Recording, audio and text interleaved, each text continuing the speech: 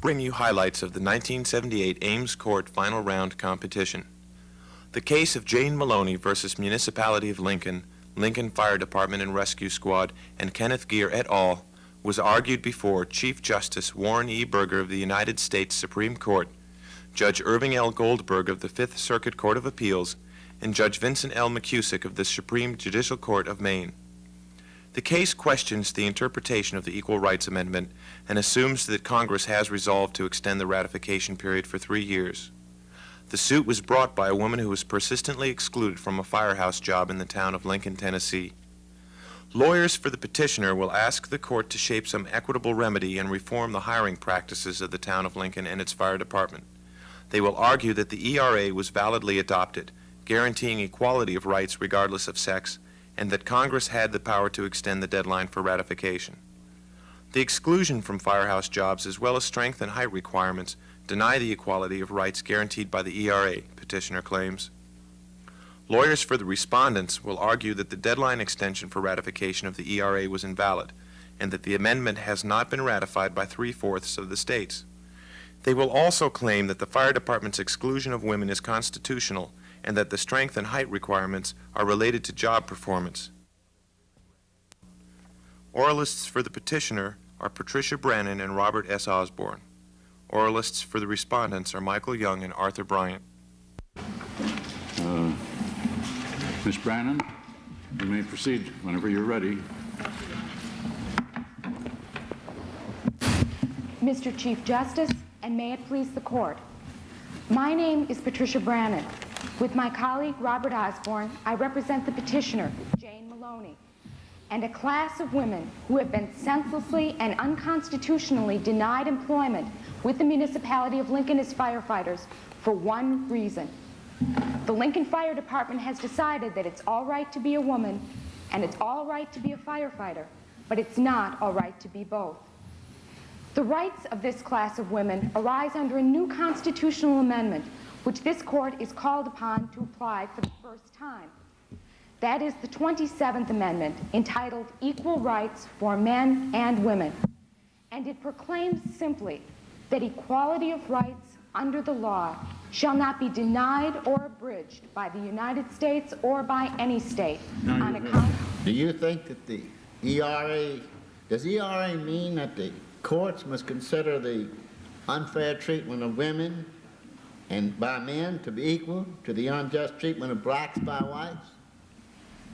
Yes, Your Honor, as Mr. Osborne will more fully discuss shortly, we do contend that since there is now a constitutionally explicit provision guaranteeing equality of rights regardless of sex, that it stands on an equal basis with the 14th Amendment, equal protection and due process clauses, which apply strict scrutiny to race. If you had Contend then that the Equal Rights Amendment, by its very naked, very straightforward language, doesn't bring with it all the limiting baggage of the 14th and the attempt that we've had through the years in the struggle to give the blacks equality under the 14th. Are you going to baggage the 27th with the same sort of problem, with the intentional discrimination indicated by Washington versus Davis, for example? Your Honor, as Mr. Osborne will discuss more thoroughly shortly, we believe that this court should not encumber the new 27th Amendment with the intent requirement that has been applied to the 14th in Washington v. Davis. But in her most recent application for a firehouse job on April 12th of 1979, Jane Maloney relied on the ERA, which had been published in the Federal Register the day before. But the amendment made no difference to the department, and again, she was rejected. Suit was brought in the United States District Court for the Western District of Tennessee, and the question of the validity of the ERA was found to be non-justiciable. However, the department's employment practices were found to have a rational basis. Your Honors, the 27th Amendment is in full force and effect as part of the United States Constitution, and the challenges to its validity presented by the respondents are not justiciable questions. What the respondents are asking this court to do for the first time is to uphold a challenge to an exercise of congressional power under Article 5. This court should not break with its own precedents in doing so, and for the first time invalidate a constitutional amendment. Suppose Congress passed an amendment to, let us say, the Social Security Act and it was not signed by the President, but efforts to enforce it were undertaken, would you say that the issue of the failure of the President to sign that bill, the amendment having been passed by a simple majority, that issue would be non-justiciable? No, Your Honor, we would not. It is clear from Article 1 that any legislative act that is passed by Congress does require a presidential signature. However, the extension of the time for ratification, which was effected by Congress in Joint Resolution 666, was promulgated not under their Article 1 power, but under their Article 5 power. But don't you think, though, it's modified by a factor of reasonable time and limit? Suppose Congress, can Congress set a limit as long as it thinks that limit is reasonable? What if Congress says the deadline is the millennium, or after 5 sunny days in Boston, whichever comes first?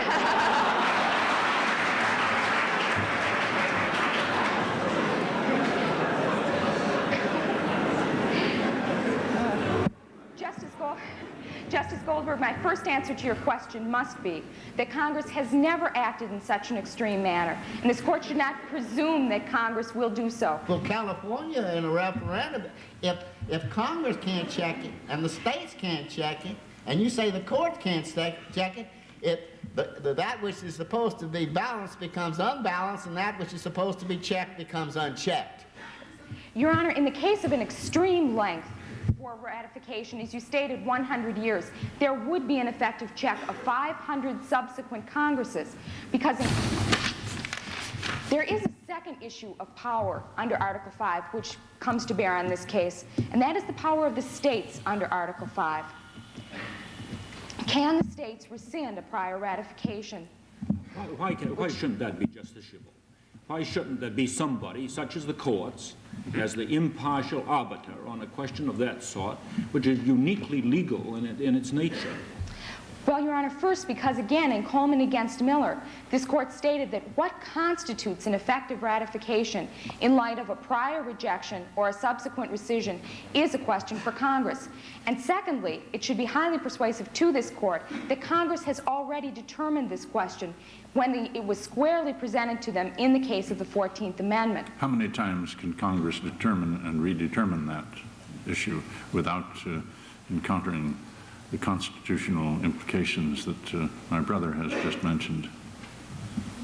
Well, Your Honor, Congress has really determined the question twice with regard to the 14th and 15th Amendment. And in its supervisory power under Article 5 has apparently determined, as it determined in this case by not intervening with the publication of the amendment, that it is wise in terms of Article 5 policy not to allow states to rescind. There are several policy arguments under Article 5 which Congress might have been looking to and which really make sense in terms of a thoughtful and careful amending process. For instance, if the states have before them an amendment knowing that they cannot rescind a ratification, they will be prompted to take a much more careful first look, knowing that they can't go back and take that action back. There is also... Isn't that the kind of policy consideration that the Founding Fathers would take into account, and which this Court ought to try to divine in deciding what the law is, what the effect of the purported rescission is? But why should Congress at each given time and each given Congress come up with what may be inconsistent determinations on that question? Well, Your Honor, I'm sure that both sides in this case combed the words of the Founding Fathers to look for some wisdom on this subject and were unable to find it. Actually, though, in this case, Congress has never changed its determination on state rescissions. It has acted in a principled and consistent manner, established 100 years ago in the case of the 14th and 15th Amendments, and has done precisely the same thing. You're suggesting that no Congress can bind a future Congress, aren't you? Your Honor, the cases of the 14th and 15th Amendments are much like stare decisis in this Court as far as Congress is concerned. While one Supreme Court certainly cannot bind a future court. You think Congress would so consider it? Does Congress have a stare decisis principle?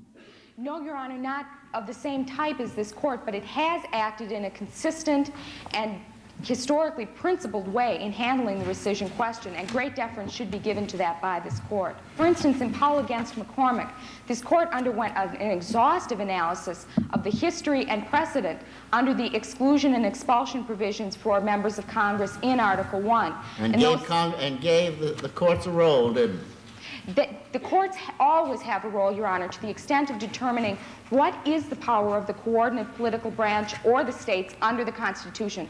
We do not deny that this court has that power. It always has that power. Of course, the Court of Appeals in that case had unanimously held that it was non-justiciable, and the court then, as my brother Goldberg has suggested, brought the court back into the arena. Is that not so? Yes, Your Honor, that's absolutely true. And now, perhaps, are you arguing that the Court of Appeals decision was sounder than the Supreme Court? Your Honor, I would be more than happy to make this argument before this court. Why don't you disturb?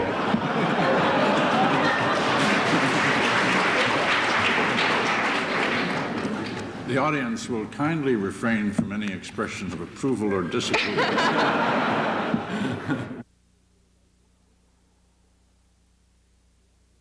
Mr. Osborne. Mr. Chief Justice, and may it please the court. Your Honors asked Ms. Brannon a series of questions that in some respects frame the issues that I would like to discuss with the court tonight. First, the Chief Justice asked Ms. Brannon whether Jane Maloney was denied a job with the Lincoln Fire Department and Rescue Squad because she is a woman.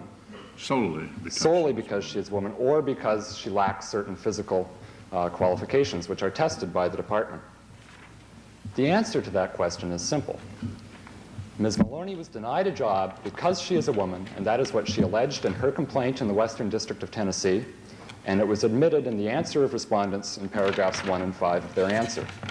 The reason given Jane Maloney, both in May of 1978 and in April of 1979, was that she was being turned down because of her gender.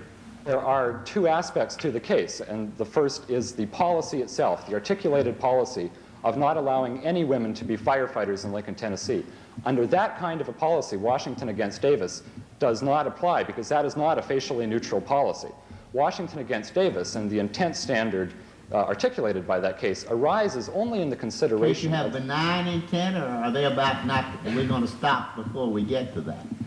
Your Honor, it is precisely because benign intent may be present in this case that the court should not extend the Washington against Davis intent requirement to analysis under the Equal Rights Amendment. Suppose maybe we should go into the 27th in order to forestall the problem that we might have with the 14th on benign intent. We can take a fresh look. We can write a fresh book on the 27th as far as women are concerned. I don't know what we'll do about the blacks, but on this much we could open a new book. That is correct, Your Honor. And if I may offer a distinction between the case of discrimination against blacks and the case of discrimination against women in this society, it is precisely the benign intent problem. It is what I like to refer to as the pedestal argument, as articulated in Frontiero against Richardson, that women in this country have been placed upon a pedestal, but they have ended up in a cage. And this was not the case with blacks, where no one intended to put them on a pedestal.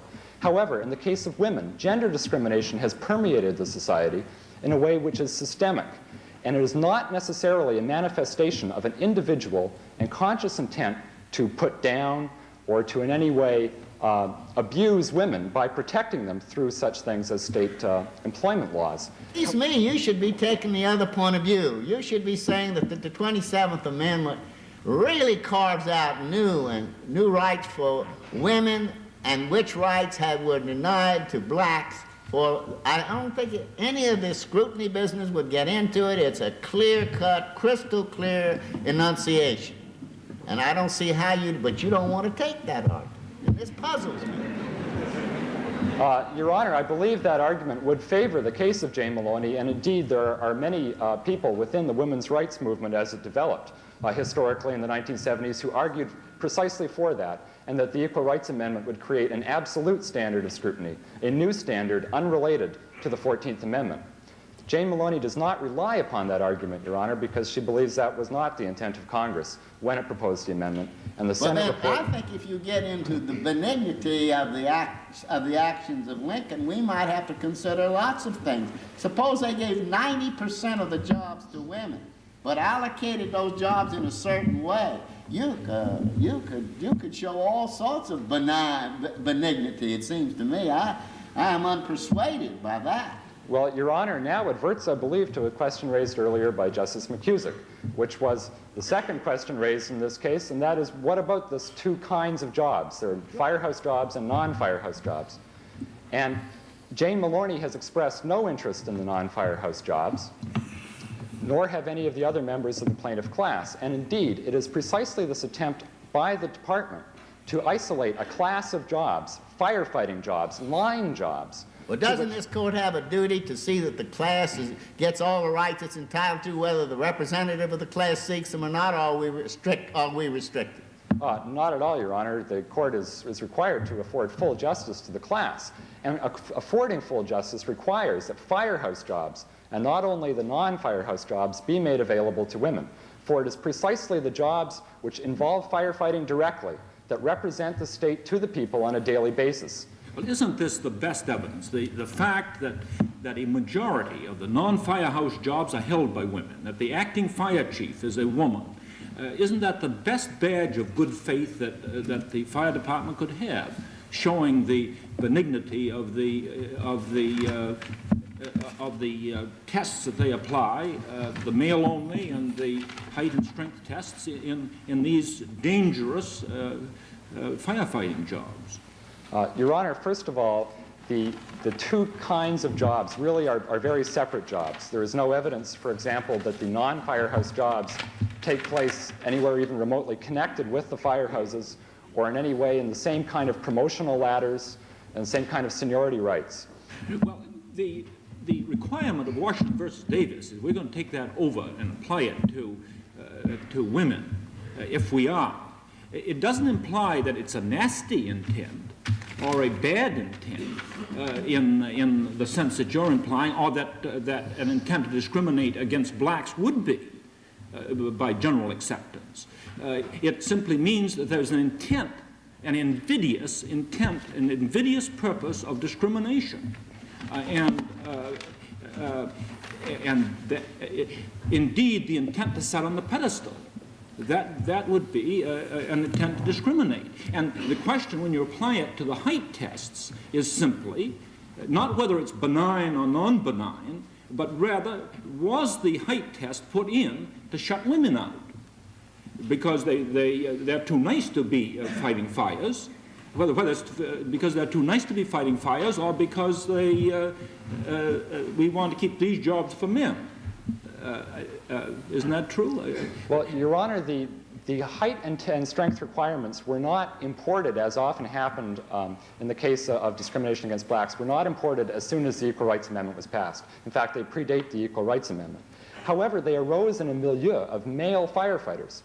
And it is in that context of a systemic form of discrimination in which no one ever considered that a woman could be a firefighter, and in which tests were designed to screen among a group of all-male applicants, that the test cannot be set aside or looked at simply as a benign intent or as no intent at all, for no one considered the possibility that women might have to be subjected to these tests.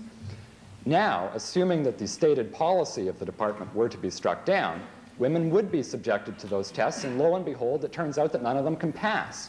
Now, are we to say that simply because the tests were adopted at a prior time, that now that the Equal Rights Amendment has been passed, the fortuity of that adoption earlier will bar women from using the tests and from applying under a standard of validated tests, tests which have been shown to be related to the nature of job performance as a firefighter?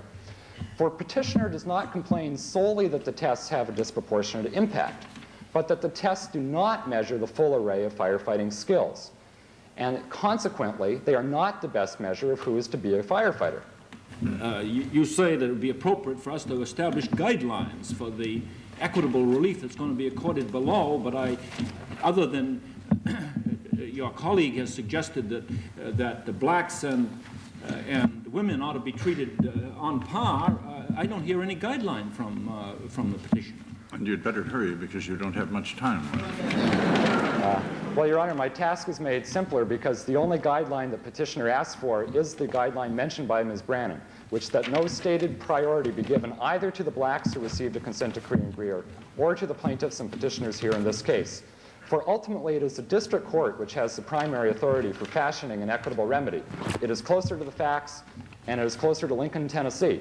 But this court ought to declare that the district court, in approaching this matter, should fashion a remedy, one which does not require all women to be hired immediately or all blacks to be hired immediately, but one which involves the sharing of rights under the Constitution, and which will not artificially set up a barrier to the relief afforded to one class over another. Thank you. Very well, Mr. Osborne. Mr. John. May it please this honorable court. My name is Michael Young, and together with my colleague Arthur Bryant, I represent the respondents, the Municipality of Lincoln, the Lincoln Fire Department and Rescue Squad, and Kenneth Greer in the class which he represents. Respondents' arguments in this case are twofold. First, that the Equal Rights Amendment has not been validly adopted as a part of the Constitution. And second, that even if the amendment is assumed to be validly adopted, the department's hiring practices pass constitutional muster under it. I will address the first of these two arguments, and Mr. Bryant will deal with the second. In arguing that the ERA has not been validly adopted, I will first address the preliminary question of the justiciability of this issue. I will then argue that Congress has no power to extend the time limit for ratification of an amendment once that limit has been set, or that if Congress does have such power, the time limit must be set consistently with constitutional procedures. Finally, I will argue that the ERA has not been ratified due to the rescissions of 3 states, Nebraska, Idaho, and Tennessee. I will also be open to questions concerning the special reasons for acknowledging Tennessee's post-extension rescission and concerning the validity of the California People's Initiative measure concerning the ERA. Petitioner contends that the ERA and its validity present a non-justiciable political question, not subject to the cognizance of this court, and points to decisions by this court under Article 5 upholding congressional authority. But the fact that this court has frequently upheld specific exercises of congressional power under Article 5 provides no support for the assertion that controversies concerning the extent of that power are committed to Congress. This confuses the decision of these cases on the merits with the justiciability of the issues presented in them. As Petitioner states in the reply brief, the courts may always review congressional action under Article 5 to determine whether it is within the scope of constitutionally committed power. Don't we get down to a policy question? You argue that issues arising under Article 5 are justiciable, the issues that we have before us, rescission and extension. Yes, Your Honor. What if this amendment were like the 16th, for example? Direct overruling of a decision of this court. Would it be seemly for our political system? Would you think it's in the spirit of the Constitution for us to hold that that was not a justiciable issue? No, Your Honor. So long as is the case here, the challenge to the amendment presented a question of law. That question of law, like any other question of law, should be decided by this court, just as this court would decide the validity of a statute, which overturned a decision of this court in a matter of statutory construction. What? Petitioner seeks to divide and conquer, to say that extending the time limit is so much like proposing that it does not require a presidential signature, and yet so much unlike proposing that it does not require 2/3, and it simply cannot be done both ways. But don't you think it could be argued that the 2/3 requirement related to the substance of the issue, and the rest of it was treated just like a concurrent housekeeping matter between the Congress, in which the President, by constitutional provision, has no part in the amending process. And there would be no reason to treat it as an ordinary bill in Congress. It's like a concurrent resolution, maybe changing the rules of the House, the rules of the Senate. I submit, Your Honor, that it is not.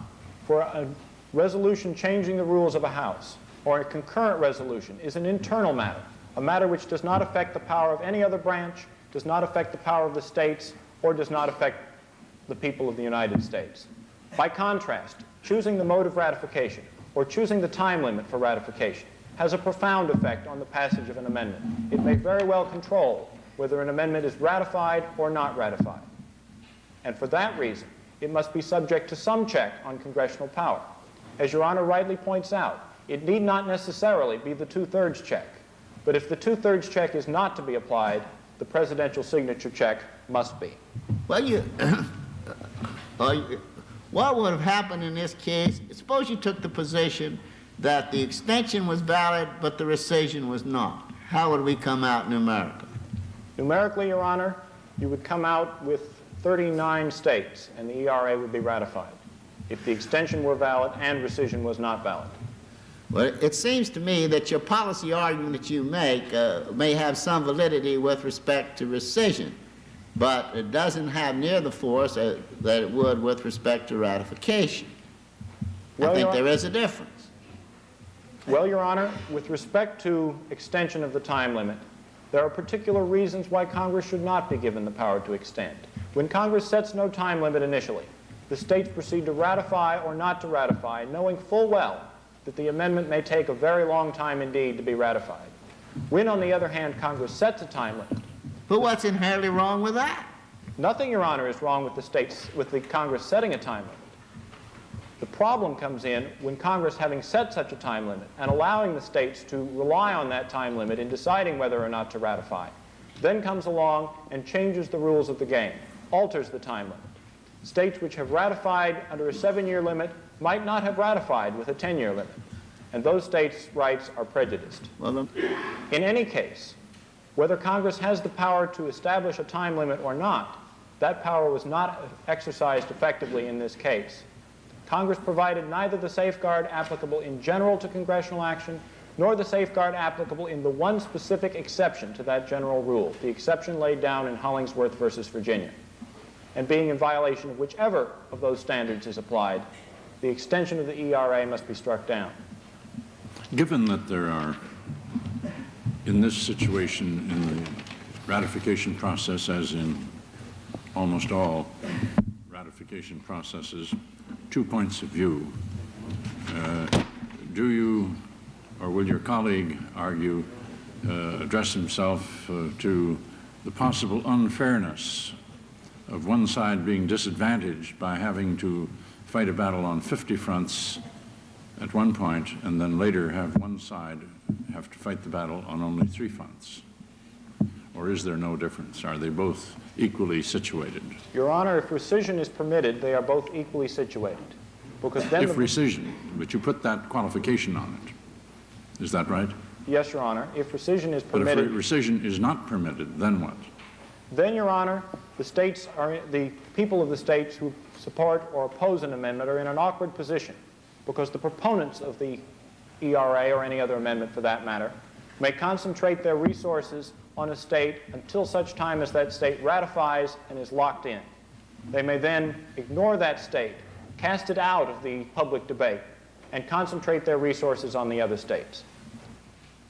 Fairness and logical consistency compel that a state be given the same opportunity to change its mind from yes to no on an amendment as it now has to change from no to yes.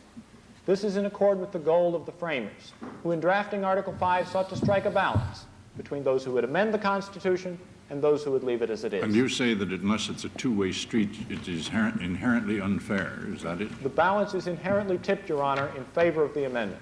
For once a state ratifies, it is locked into that action forever. Most importantly, as Your Honor points out, a rule permitting I was rescission, asking, not pointing out.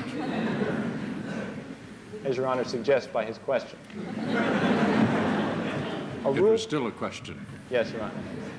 A rule permitting rescission would better accomplish what the amending process was designed to accomplish, to ensure that a popular consensus is reached before an amendment is brought into the Constitution. A state which may not rescind, or indeed many such states, may be counted in favor of an amendment when those states now actually oppose it. In an amending process designed to measure public approval, this is an intolerable result.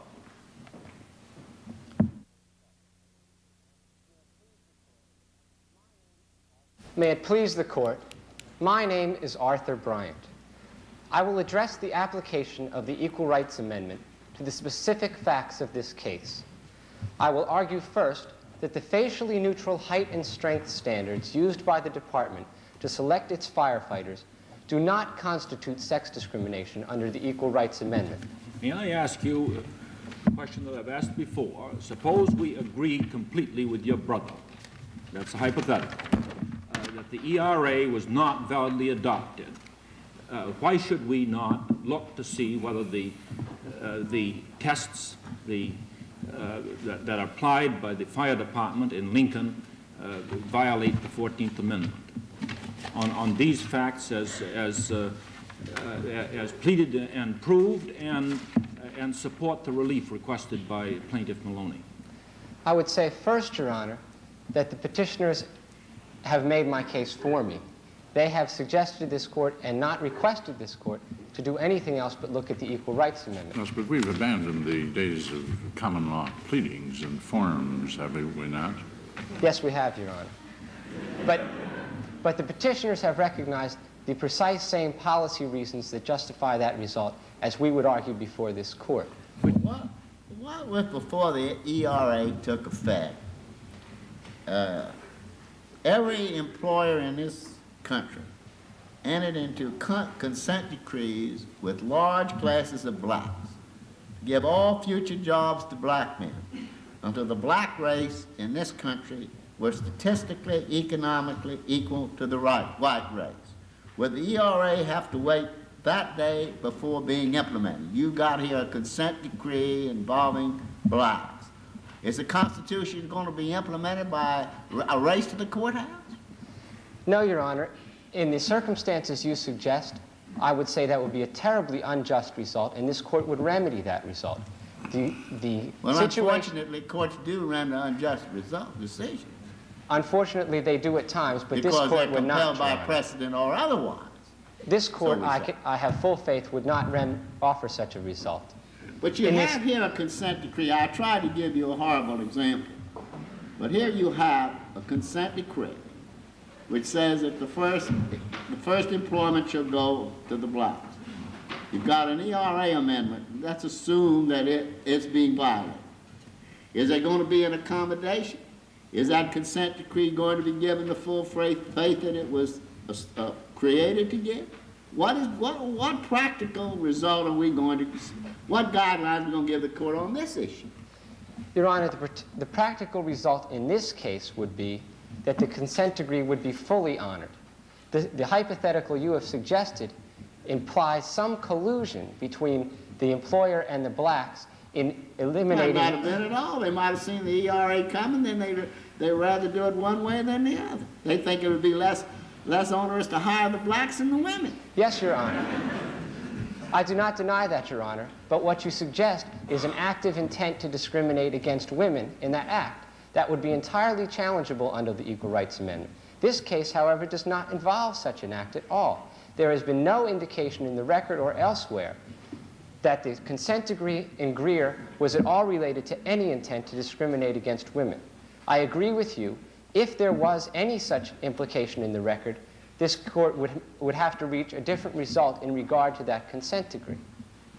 Well, are you suggesting, counsel, that it isn't enough that a firefighter be able to carry a slender, trim man like my brother Goldberg down the ladder, but he must also be able to carry down the ladder someone neither slim nor trim, such as the presiding justice here tonight? I would never suggest that last comment, Your Honor. Well, but if I were up on top of the burning building, I assure you I would be quite anxious about someone who could carry my bulk down the ladder. And so would I, Your Honor.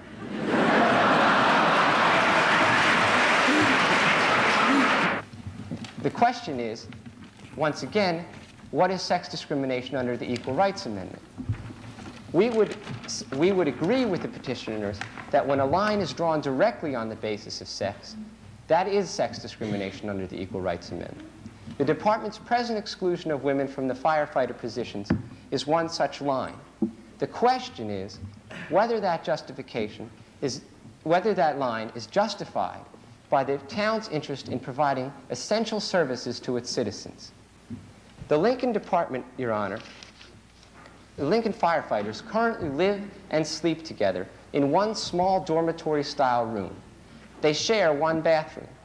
In order to protect the privacy interests of all involved, the hiring of female firefighters would require structural renovations of the firehouse. Why anything more than a screen down the middle? Well, Your Honor, the petitioners have conceded that structural renovations would be necessary. Furthermore, the district court, after hearing...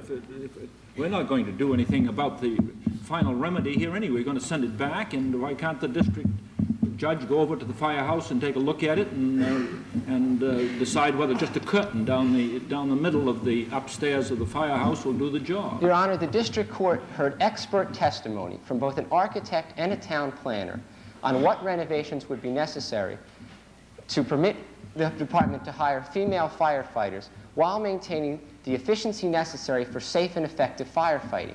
But even under the 14th Amendment, we've ordered school districts to buy buses and build schools and to do everything else. And those school districts were never in the financial shape that the town of Lincoln is in, Your Honor. We've had the plea from school districts that they were not in the financial shape. They'd have to borrow money and issue bonds and so forth. That has never frustrated the 14th Amendment. No, Your Honor, and that would not frustrate the Equal Rights Amendment. This case, however, would.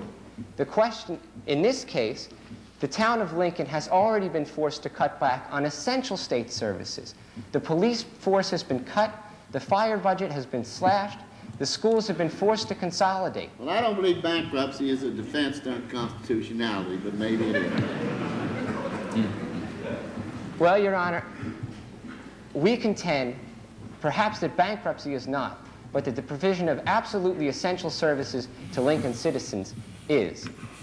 This court has already called services such as police services the most fundamental obligation of government to its constituency. It is recognized that it is services such as these which governments are created to provide. Equality of rights under the law is required by the Equal Rights Amendment. But the sacrifice of the lives and safety of the citizens of Lincoln is not. I thank the court.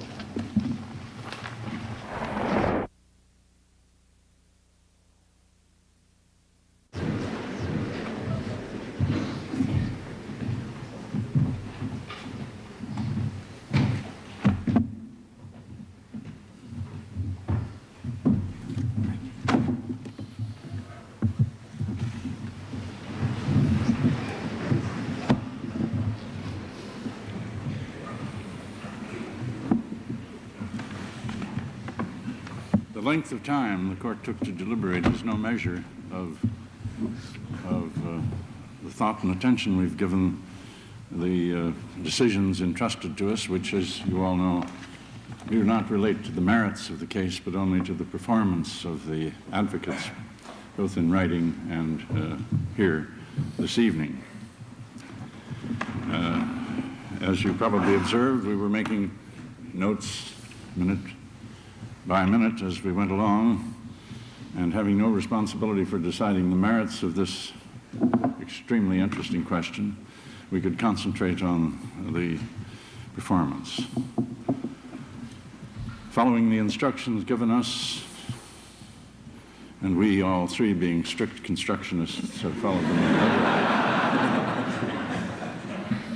On the briefs, the court concludes, and my brothers authorize me to announce that the respondents merit first place on the quality of the briefs, but by a narrow margin. On the oral arguments, my brothers authorize me to announce, again by a close margin, that Mr. Young's performance deserves to be awarded first place. By a very close margin, my brothers authorize me to announce that the award for the best total performance goes to, that is on briefs and oral presentation, goes to counsel for the respondents. Now, we may have a few informal observations. I want to state one or two, somewhat at the expense of my colleague, my federal colleague that my brother McKusick and I dissociate ourselves from any negative inferences about the climate of Boston. As you may know, Mr. Justice McKusick and I have spent our lives, for the most part, in about the same latitudes, Maine and Minnesota, and our brother Goldberg is a Southerner.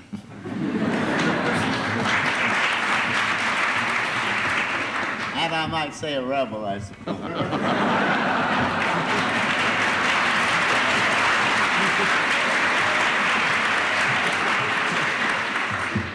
Then let me add one or two more things before I yield and request to each of my colleagues to make any observations they wish before we have a private consultation with all of the council.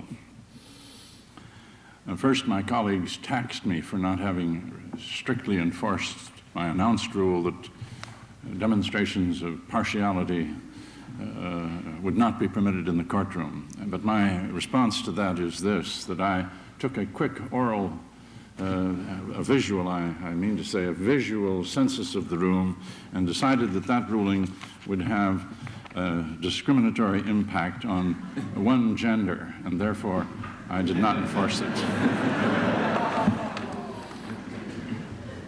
Now let me say this in all seriousness, that, and here we are in complete accord, the three of us, from the diverse appellate systems in which we each operate, that I think I'll put it this way to be kindly to people not present here tonight, that each of us wished that the average performance,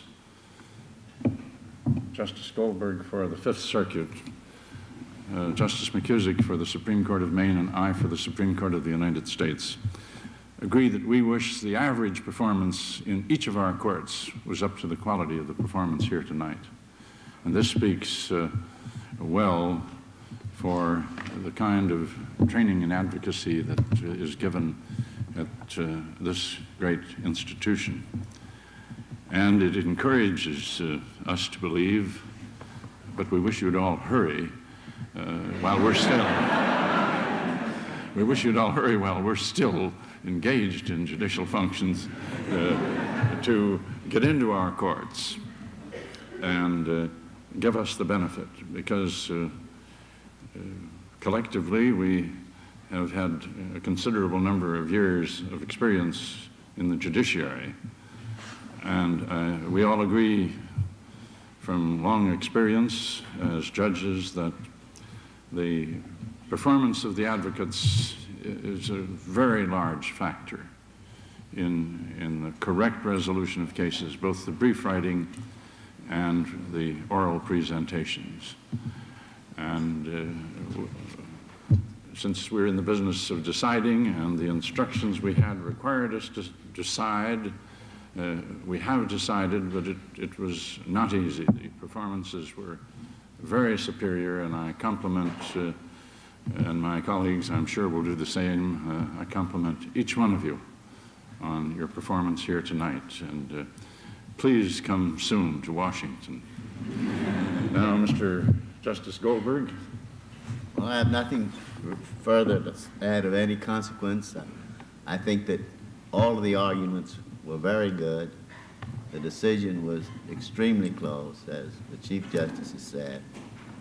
And as for myself, if I may indulge in a personal remark, I'm really honored to come back after almost 50 years and be a judge in this court.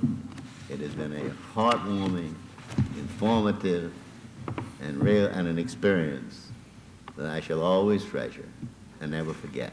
Thank you for inviting me.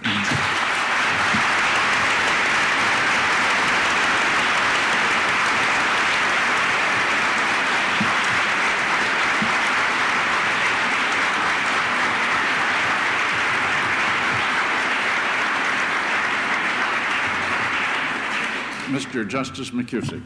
Well, I am the baby on this court, having been on the bench only 14 months today. I did, however, appear in appellate courts a little bit in oral and written advocacy before I went on the bench, and I want to say that I wish that I could say that every one of my performances came somewhere near as the level that you have put on tonight. Very excellent indeed. And I do want to speak particularly also about the briefs. And I know that there were some people beside the oralists who were involved in those. They were splendid performances, considering the length limitations and the multiplicity of issues in the case. They were very well done. Very well done indeed. And I have nothing to say really but amen to what the Chief Justice has said. I also feel very honored to have the opportunity to come back to Harvard Law School, which again was a long time ago. Now, as I look back when I left, and both Judge Goldberg and I join particularly in expressing our appreciation of having the opportunity to sit with Chief Justice Burger, the Chief Justice of the United States. That's a real privilege, and we certainly thank him. And again, congratulations to all of you for a splendid performance. My two.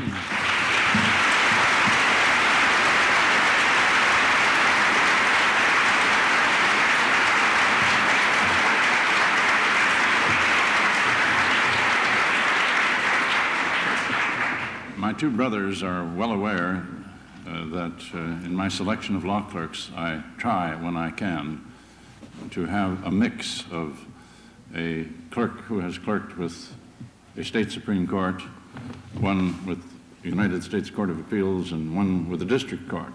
That's the ideal year. I can't always accomplish it. And I have had clerks from the great Supreme Judicial Court of your state. And the training that we find in the men and the women who come to our court is a tribute to what the law schools are doing today, especially, and here I will be accused of getting in a commercial plug for a favorite subject of mine, especially in appellate advocacy. And I was delighted in conferring with the dean to find out the plans for the future at Harvard in advocacy in the trial courts, where our quality has not been nearly of the high degree as in the appellate courts. And this bodes well for the future of the resolution of disputes by the adversary system as we have it in this country.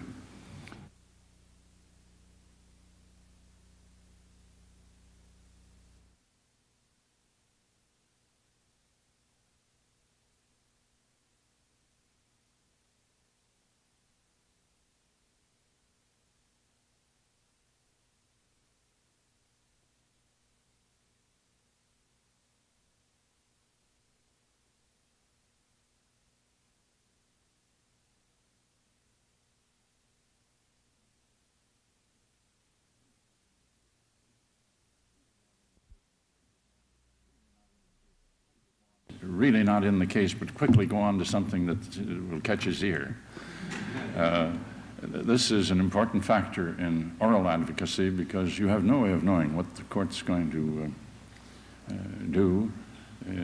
One of the greatest mistakes advocates can make is to assume something from the nature of the questions coming from the bench. The audience often thinks, well, the judge is going this way, and then they're very surprised that he goes the other way. But the function of an appellate court, sitting as we are tonight, is to probe and test the arguments that are being given with hypotheticals and in all the other ways available to us. In a sense, our task is one not unlike oral advocacy, to force the issues out into the open and expose the weaknesses and develop the strengths. Now, may I say that since this is the first time I've ever had the opportunity to visit Harvard, no, I must correct that. I had the opportunity last year. but I was stricken with a mild but severe enough laryngitis so that I had to cancel. And I have the unique distinction